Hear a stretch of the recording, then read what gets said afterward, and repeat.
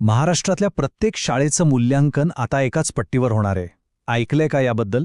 हो, आपण बोलतोय SQAF बद्दल. ही एक खूप मोठी आणि अनिवार्य स्वमूल्यांकन प्रक्रिया आहे, जी राज्यातल्या प्रत्येक शाळेसाठी लागू करण्यात आली आहे. चला, ही प्रक्रिया नेमकी काय आहे हे अगदी सोप्या शब्दात समजून घेऊया. जरा विचार करा, राज्यात हजारो शाळा आहेत. या सगळ्यांची गुणवत्ता एकाच मापाने कशी तपासणार? आणि याच प्रश्नाचं उत्तर आहे SQAF. याला आपण शाळांची एक प्रकारची आरोग्य तपासणी म्हणू शकतो, ज्यामुळे प्रत्येक शाळेला स्वतःची सध्याची परिस्थिती कळेल आणि कुठे सुधारणा करायची आहे याची एक स्पष्ट दिशा मिळेल. चला तर मग पटकन बघूया की आज आपण काय काय पाहणार आहोत. आपण 4 मुख्य गोष्टी समजून घेणार आहोत. SQAF म्हणजे काय, ही प्रक्रिया कशी पार पाडायची, यातून शाळेला काय मिळणार, आणि हो, काही अडचण आलीच तर काय करायचं. ठीक आहे, तर मग सुरुवात करूया आपल्या पहिल्या भागापासून. SQAF म्हणजे नक्की काय? हा नवीन आराखडा शाळांच्या गुणवत्तेसाठी इतका महत्त्वाचा का मानला जातोय ते पाहू. सगळ्यात आधी हे लक्षात घेऊया की ही एक अधिकृत सरकारी योजना आहे. महाराष्ट्र शासन आणि राज्य शैक्षणिक संशोधन व प्रशिक्षण परिषद म्हणजेच SCERT पुणे यांच्यामार्फत ही संपूर्ण प्रक्रिया राबवली जात आहे. त्यामुळे ह्याचं महत्त्व खूप जास्त आहे. तर SQAF म्हणजेच शाळा गुणवत्ता मूल्यांकन आणि आश्वासन आराखडा. नावावरून थोडं जड वाटेल, पण याचा उद्देश अगदी सोपा आहे.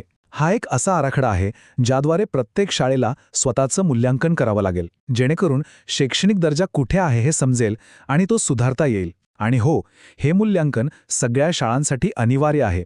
आता 2025-26 या वर्षासाठीच्या काही महत्त्वाच्या तारखा ह्या जरा डोक्यात पक्क्या करून घ्या. 27 फेब्रुवारीला पूर्वतयारीच्या सूचना आल्या होत्या.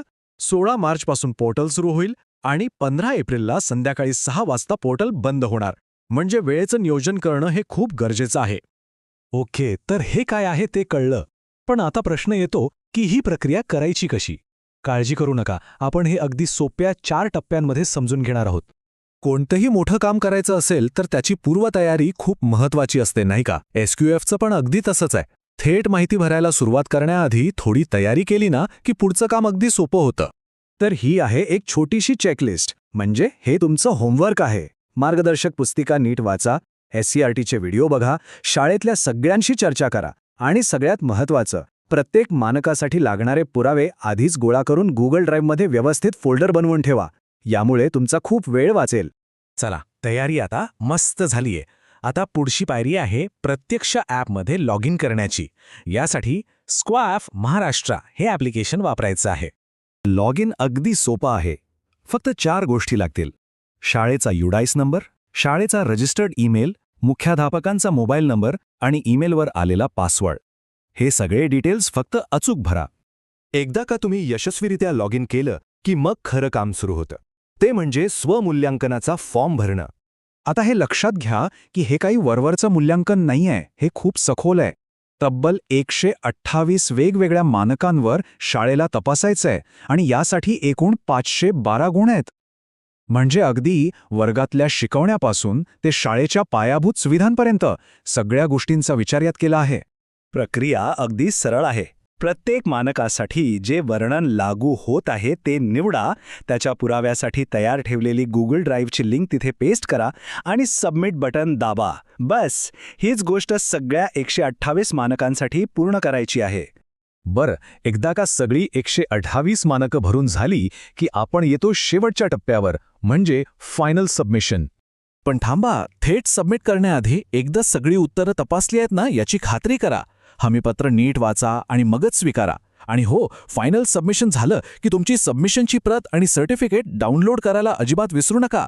हे शाळेच्या रेकॉर्डसाठी खूप महत्त्वाचं आहे. ओके, सगळी प्रक्रिया पूर्ण झाली. मग पुढे काय? पुढे शाळेला मिळतं एक प्रगती पुस्तक, एक रिपोर्ट कार्ड. चला बघूया यातल्या ग्रेड्सचा अर्थ काय आहे. हे बघा, मिळालेल्या गुणांच्या टक्केवारीनुसार ग्रेड्स ठरतात. 91 ते 100% गुण म्हणजे A+, 81 ते 90 म्हणजे अ, आणि याचप्रमाणे 50% कमी गुण असतील तर क ग्रेड. यावरून शाळेची गुणवत्ता नेमकी कुठल्या पातळीवर आहे याचा एक स्पष्ट आरसा समोर येतो. ठीक आहे, हे सगळं छान आहे, पण काम करताना काही अडचणी तर येतातच. मग अशा वेळी काय करायचं? चला, काही सामान्य समस्या आणि त्यावरील उपायांबद्दल बोलूया. सगळ्यात कॉमन प्रॉब्लेम, पासवर्ड विसरला किंवा मिळालाच नाही, मग काय करायचं? घाबरून जायचं काहीच कारण नाही. यासाठी एक ठरलेली प्रक्रिया आहे. सगळ्यात आधी आपल्या केंद्रप्रमुखांशी संपर्क साधावा. तिथून तो अर्ज गटशिक्षण अधिकारी, मग शिक्षण अधिकारी आणि शेवटी SCERT पुणे यांच्याकडे जातो. ही ऑफिशियल पद्धत आहे, त्यामुळे याच मार्गाने जावं लागेल. आता एक खूपच महत्वाची सूचना. एकदा तुम्ही फायनल सबमिशन केलं की पुराव्यासाठी गुगल ड्राईव्हमध्ये ठेवलेल्या फाईल्सना हात लावायचा नाही. त्या डिलीट करू नका, त्यात बदल करू नका, कारण बाह्य मूल्यांकनासाठी त्या फाईल्स कधीही तपासल्या जाऊ शकतात. शेवटी एक गोष्ट लक्षात ठेवली पाहिजे.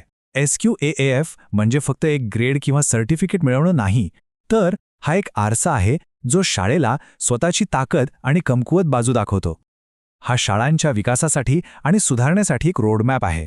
आणि जाता जाता एक विचार करण्यासारखा प्रश्न, जेव्हा राज्यातल्या प्रत्येक शाळेचा इतका सविस्तर डेटा एकाच ठिकाणी जमा होईल, तेव्हा या माहितीचा वापर महाराष्ट्रातल्या शिक्षणाचं भविष्य अधिक उज्ज्वल करण्यासाठी कसा केला जाऊ शकेल, विचार करा.